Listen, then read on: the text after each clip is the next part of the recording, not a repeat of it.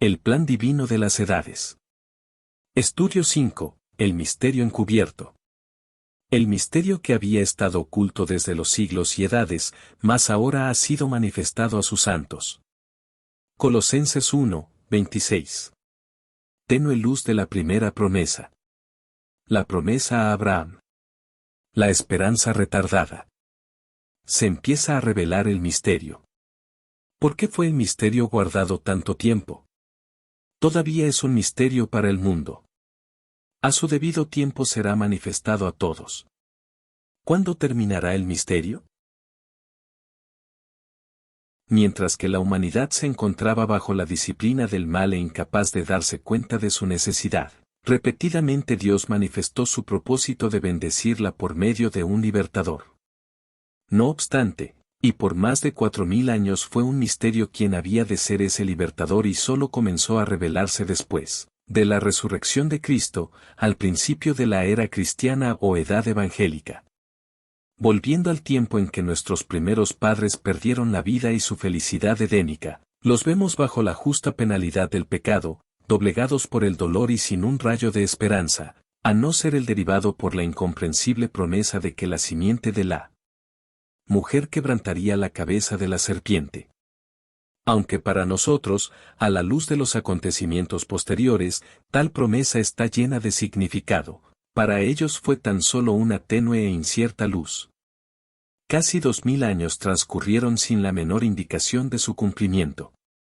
Cerca de 2000 años después, Dios llamó a Abraham y le prometió que a través de su simiente serían bendecidas todas las familias de la tierra.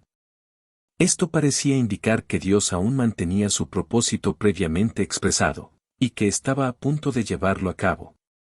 Pasó el tiempo, Abraham aún no se hallaba en posesión de la prometida tierra de Canaán, tanto él como Sara, estaban envejeciéndose y no tenían prole.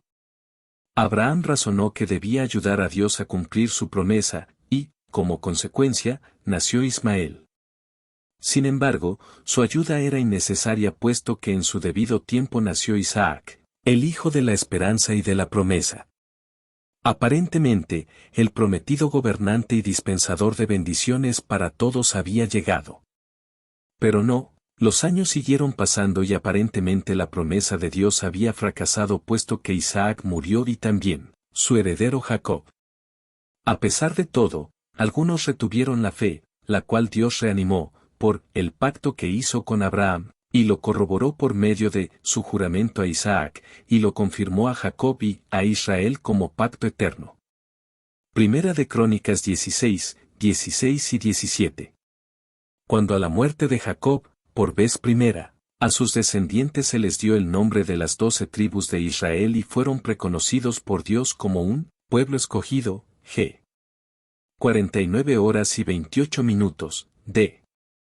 26, 5, entonces, la expectativa de que esa nación en su totalidad y como la prometida simiente de Abraham había de tomar posesión de Canaán, para gobernar y bendecir al mundo, parecía hallarse en vísperas de cumplimiento puesto que bajo la protección y favor de Egipto, y a su sombra estaban llegando a ser una nación fuerte. Sin embargo, cuando los egipcios, después de dominarlos los tuvieron cautivos por un largo periodo, se marchitó su esperanza, y la promesa se echó al olvido casi por completo. Ciertamente que las promesas de Dios se hallaban envueltas en el misterio, y sus caminos parecían casi incomprensibles. No obstante, a su debido tiempo vino Moisés quien fue un gran libertador por cuya mano, y obrando grandes milagros en su favor, Dios lo sacó de su esclavitud. Sin haber entrado a Canaán, este gran libertador murió. El Señor vuestro Dios levantará un profeta de entre vuestros hermanos, semejante a mí. Deuteronomio 18, 15. Hebreos 3, 22. Tal revelación permitió percibir algo más del plan de Dios, demostrando que no tan solo la nación, en su totalidad, se hallaría asociada de alguna manera con la futura tarea de bendecir y gobernar al mundo, sino que, además, de entre ellos, uno los conduciría a la victoria y al cumplimiento de la promesa. Luego a Josué, cuyo nombre significa Salvador o Libertador, le tocó ser su guía. Con él a la cabeza alcanzaron algunas victorias, entrando por último a la tierra que les fue prometida en el pacto. Indudablemente pareció entonces que había llegado el esperado guía, y que la promesa estaba para cumplirse en su totalidad. Pero Josué murió, y ellos, como nación, muy poco avanzaron hasta que David, y luego Salomón fueron sus reyes. El cenit de su gloria había llegado, pero un poco de tiempo después, en cambio de ver la promesa cumplida, fueron despojados de su poder y hechos esclavos de otras naciones. A pesar de todo, algunos persistían en creer en la promesa de Dios y esperaban al gran libertador de quien Josué, David y Salomón fueron tan solo típicos. En los días que nació Jesús, todos se hallaban en expectativa del Mesías, el prometido Rey de Israel, y del mundo entero a través de esta nación. Sin embargo, las esperanzas de la gloria y el honor de su esperado Rey, inspiradas por las profecías que trataban de su grandeza y de su poder, los condujo a descuidarse de otro grupo de tipos y de profecías que señalaban una labor de sufrimiento y de muerte como rescate por los pecadores, enteramente indispensable antes de que pudiesen venir las bendiciones. Esta labor de sufrimiento y de muerte se hallaba prefigurada en la Pascua antes de ser libertados de Egipto, en el sacrificio de los animales cuando se hizo el pacto de la ley, Hebreos 9, 11 al 20. Y capítulo 10 del 8 al 18, y en los sacrificios expiatorios llevados a cabo anualmente por los sacerdotes. También pasaron por alto las palabras de los profetas que, de antemano daban testimonio de los sufrimientos de Cristo y de la gloria que los había de seguir. Primera de Pedro 1, 11. Por lo tanto, cuando Jesús se presentó como sacrificio, no le reconocieron, no conocieron el tiempo de su visitación. Lucas 19, 44. Hasta sus mismos seguidores quedaron perplejos cuando murió, y decían tristemente, esperábamos que él era el que había de redimir a Israel. Lucas 24, 21, aparentemente, su confianza en él había sido mal depositada. No se daban cuenta de que la muerte de su guía era nada menos que una prenda o seguridad para hacer factible el nuevo pacto bajo el cual las bendiciones habían de venir, siendo por consiguiente un cumplimiento parcial de la pactada promesa. Luego, cuando supieron que había sido levantado de la tumba, sus marchitas esperanzas renacieron. Primera de Pedro 1, 3. Y cuando estaba para dejarlos le preguntaron acerca de lo que concernía a la esperanza por tanto tiempo, anhelada y dilatada, le dijeron, Señor, ¿restituirás el reino de Israel en este tiempo? Que sus esperanzas en parte eran correctas, aun cuando no podían saber en qué tiempo se cumplirían. Se evidencia por la respuesta de nuestro Señor, no os toca saber los tiempos ni las sazones que el Padre ha guardado en su misma potestad.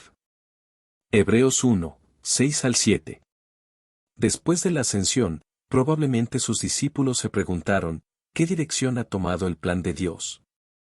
Debemos recordar que las enseñanzas del Señor concernientes al reino, en su mayor parte fueron presentadas en parábolas y dichos oscuros, por lo tanto, ellos no podían entender las cosas claramente. Él les había dicho, aún tengo muchas cosas que deciros, pero no podéis sufrirlas ahora. Empero, cuando viniere aquel, el Espíritu de verdad, Él os guiará a toda verdad.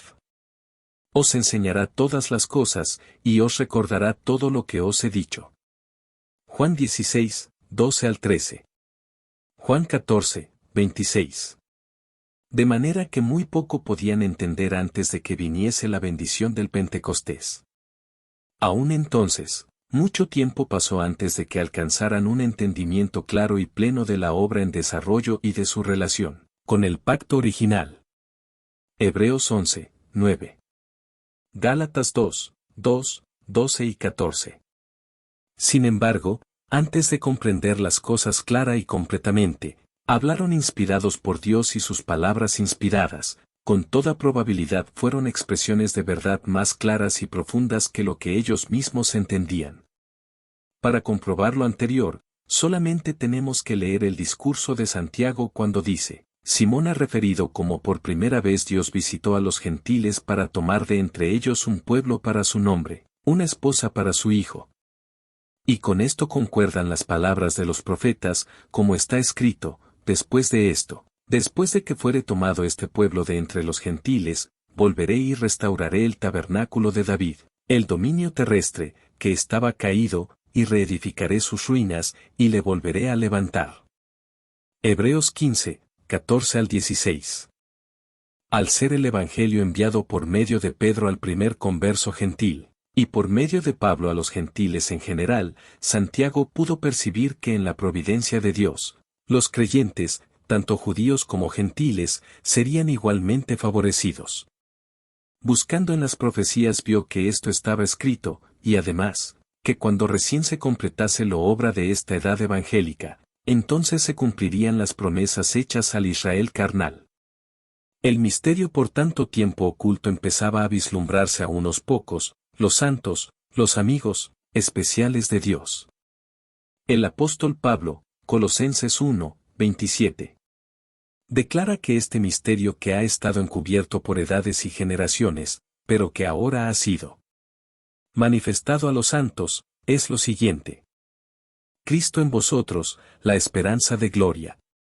Este es el gran misterio de Dios que ha estado oculto en todas las edades anteriores, y que todavía se desconoce por todos, con excepción de una clase especial compuesta de los santos o creyentes consagrados. Pero, ¿qué se da a entender por Cristo en vosotros? Nos hemos enterado de que Jesús fue ungido con el Espíritu Santo, Hebreos 10, 38. Y así lo reconocemos como el Cristo, el ungido, puesto que la palabra Cristo significa ungido. El apóstol Juan dice que la unción que nosotros, los creyentes consagrados, hemos recibido, mora en nosotros. Primera de Juan 2, 27. De manera que los santos de la edad evangélica son una compañía de ungidos, ungidos para ser sacerdotes y reyes de Dios, segunda a los Corintios 1, 21. Primera de Pedro 2, 9. Y junto con Jesús, su jefe y Señor, constituyen el ungido de Jehová, o sea el Cristo. En armonía con las enseñanzas de Juan con respecto a que también somos ungidos, Pablo asegura que este misterio, guardado en secreto en las edades pasadas, pero el cual ahora es conocido por los santos, es el hecho de que el Cristo, el ungido, no es un miembro sino muchos, de la misma manera que el cuerpo humano es uno pero tiene muchos miembros, y sin embargo todos los miembros componen un solo cuerpo, así mismo es el ungido, el Cristo. Primera de Corintios 12, 12 al 28. Jesús estaba ungido como la cabeza o Señor sobre la iglesia que es su cuerpo, o su esposa, como se expresa en otra figura Efesios 5, 25 al 30, y unidos forman la simiente, prometida o sea el gran libertador. Si vosotros sois de Cristo, entonces la simiente de Abraham sois, y herederos conforme a la promesa. Gálatas 3, 29. El mismo apóstol cuida a la iglesia de toda clase de presuntuosas pretensiones diciendo de Jesús que, Dios sujetó todas las cosas debajo de sus pies y lo puso por cabeza sobre todas las cosas con respecto a su iglesia, que es su cuerpo, para que en todas las cosas Él tenga la preeminencia. Efesios 1, 22. Colosenses 1, 18. No obstante, y bajo la figura de un cuerpo humano, Él también, de una manera muy hermosa y convincente, señala nuestra íntima relación. Esta misma unidad la enseña Jesús diciendo, Yo soy la vid, vosotros los sarmientos. Juan 15, 5. La figura de una pirámide bellamente ilustra nuestra unidad con el Señor como miembros del Cristo, la compañía de ungidos. La piedra angular en sí misma es una pirámide perfecta. Debajo de ella se pueden colocar otras piedras y si están en armonía con sus líneas características, el todo constituirá una perfecta pirámide. Cuán hermosamente ilustra esto nuestra posición como miembros de la simiente, o el Cristo. Como piedras vivas, si nos estamos unidos a la cabeza y en perfecta armonía con ella, seremos perfectos. Separados de Él, nada somos.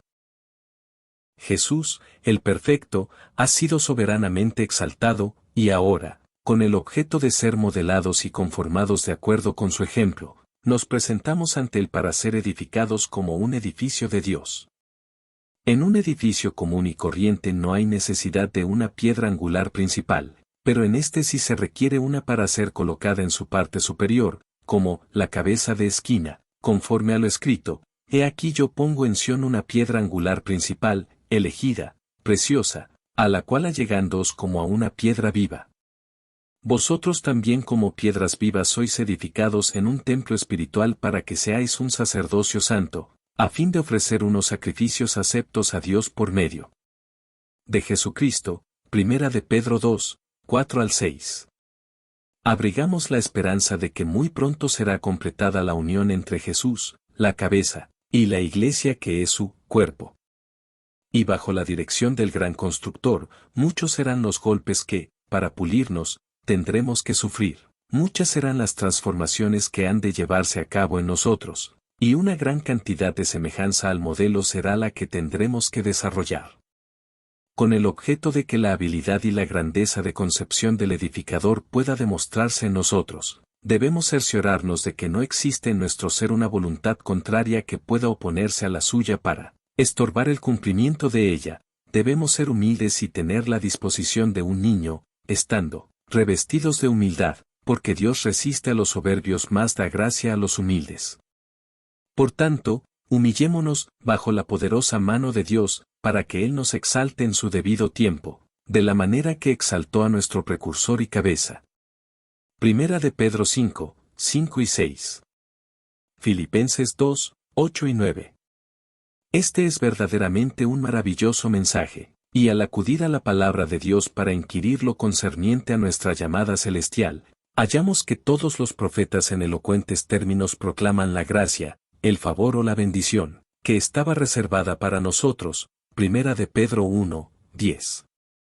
Además, los tipos, las parábolas y los mismos dichos oscuros, siendo ahora luminosos, derraman su luz sobre el camino angosto, en que la compañía de ungidos, el Cristo, corre hacia el premio que ahora ya podemos discernir. El hecho de que Dios intenta levantar no tan solo un libertador, sino uno compuesto de muchos miembros, era en verdad un misterio nunca imaginado. Esta es la llamada vocación celestial, a la que los creyentes consagrados de la edad evangélica tienen el privilegio de aspirar. Jesús no quiso revelar el misterio a sus discípulos mientras fueron hombres naturales, sino que esperó hasta que en el día del Pentecostés fueron ungidos o engendrados a la naturaleza nueva. De la explicación que da San Pablo, deducimos que únicamente las nuevas criaturas pueden apreciar o comprender ese llamado. Sus palabras son: hablamos la sabiduría de Dios, en misterio, es decir, la sabiduría que ha estado encubierta, la cual preordenó Dios antes de los siglos, para gloria nuestra, la cual no ha conocido ninguno de los príncipes, principales, de este mundo, como está escrito, cosas que ojo no vio ni oído oyó y que jamás entraron en el pensamiento humano, las cosas grandes que ha preparado Dios para los que le aman. Empero a nosotros Dios las ha revelado por medio de su Espíritu. Primera a los Corintios 2, 6 al 14.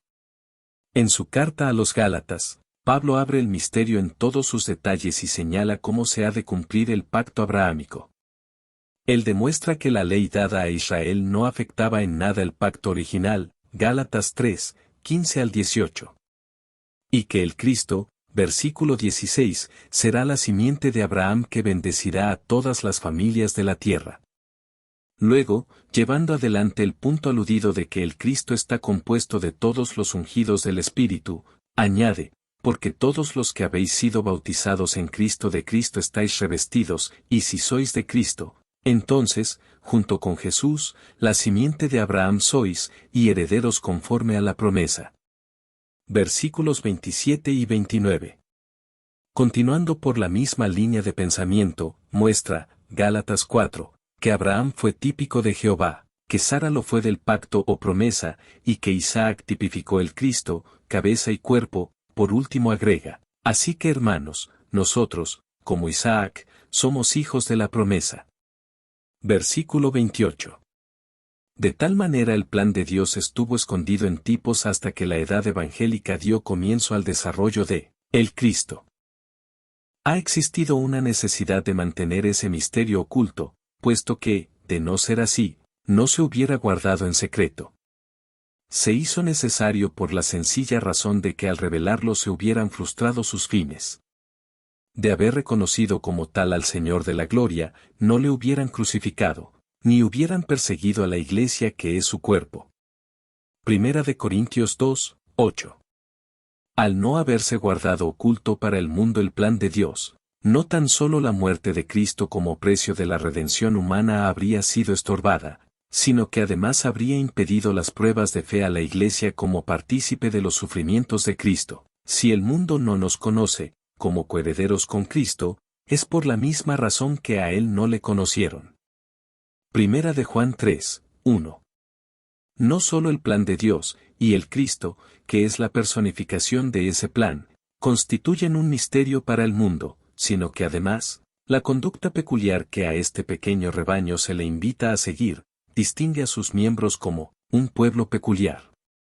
El que una persona de tanta habilidad como la poseída por Jesús de Nazaret, en vez de dedicar su atención a la política o a las leyes, al comercio o a la religión popular, en donde hubiera alcanzado admiración y respeto, dedicase su tiempo y su talento de la manera que lo hizo, fue en verdad un misterio para el mundo. Bajo el punto de vista humano, él gastó inútilmente su vida, y hasta decían de él, demonio tiene y está loco. No pudieron comprenderlo, su vida y sus enseñanzas fueron un misterio para ellos. También los apóstoles y los que a esto seguían fueron hombres misteriosos para el mundo. La gente se asombraba de que hubieran abandonado sus propios intereses y demás cosas para predicar el perdón de los pecados por medio de la muerte del despreciado y crucificado Nazareno. Pablo renunció a una posición elevada y a su influencia social para en cambio trabajar con sus propias manos, con tal de poder predicar a Cristo y la corona invisible prometida a todos los creyentes que anduvieren en sus huellas. Su proceder fue tan misterioso que algunos le dijeron, «Estás loco, Pablo, las muchas letras te vuelven loco». Y como Pablo, todos los que siguen las huellas del Maestro son contados entre los insensatos a causa de Cristo. Vemos no obstante que el plan de Dios no ha de estar siempre velado en el misterio, no, la aurora del día milenario trae luz plena de parte de Dios a los hombres, y muy en breve, el conocimiento de Dios llenará toda la tierra. El sol de justicia que ha de levantarse trayendo salud eterna en sus alas y que ha de disipar todas las tinieblas, es el Cristo en gloria milenaria, compuesto no solamente por la cabeza sino también, por todos los miembros de su cuerpo, porque escrito está, si sufrimos con él, seremos juntamente glorificados. Cuando Cristo, el cual es nuestra vida, sea manifestado, entonces nosotros seremos manifestados todos juntamente con él en gloria, y, entonces los justos resplandecerán como el sol en el reino de su Padre. Romanos 8, 17, 2 a Timoteo 2, 11 y 12. Colosenses 3, 4. Mateo 13, 43. Ahora a todos, exceptuando unos pocos que al recibir la mente de Cristo, han sido engendrados a una mente nueva, las promesas que creemos y las esperanzas que alimentamos parecen poco menos que quimeras, demasiado improbables para merecer el darles crédito o para proceder conforme a ellas.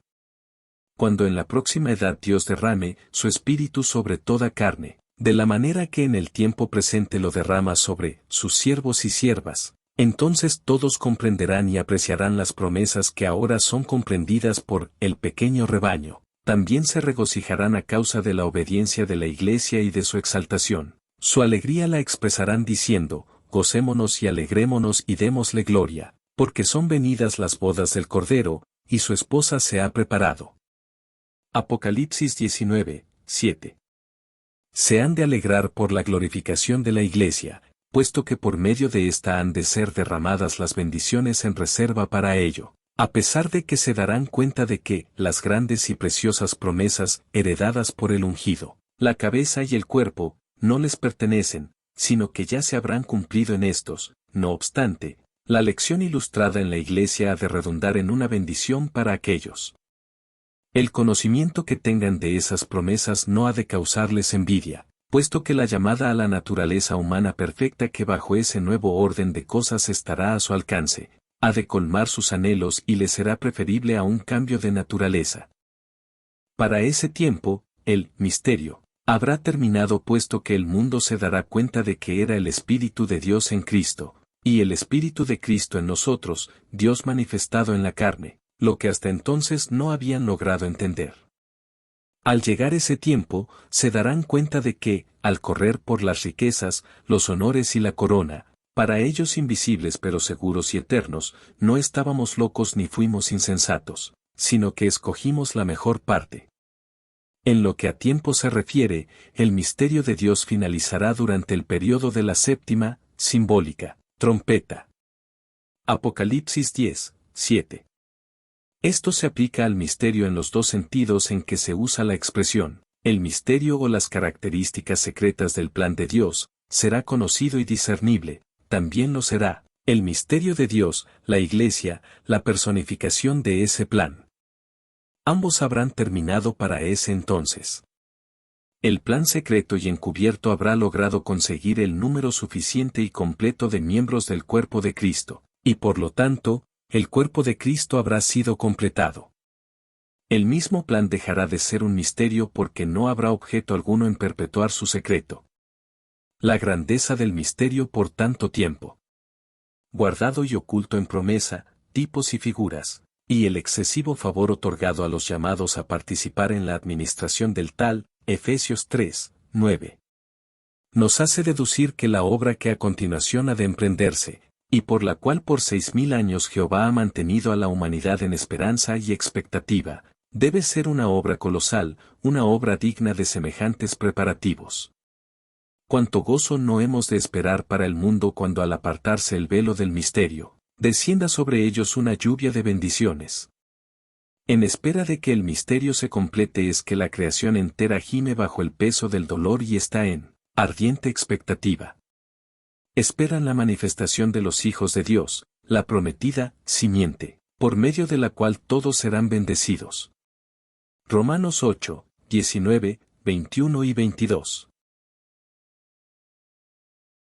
Fin del artículo. Descargue los estudios del libro, El Plan Divino de las Edades en formato PDF. Los podrá encontrar en la página oficial de los estudiantes de la Biblia del Noreste de Indiana. Solicite un estudio bíblico a través del correo o el número mostrado en pantalla. La gracia del Señor Jesucristo, el amor de Dios y la comunión del Espíritu Santo sean con todos vosotros. Amén.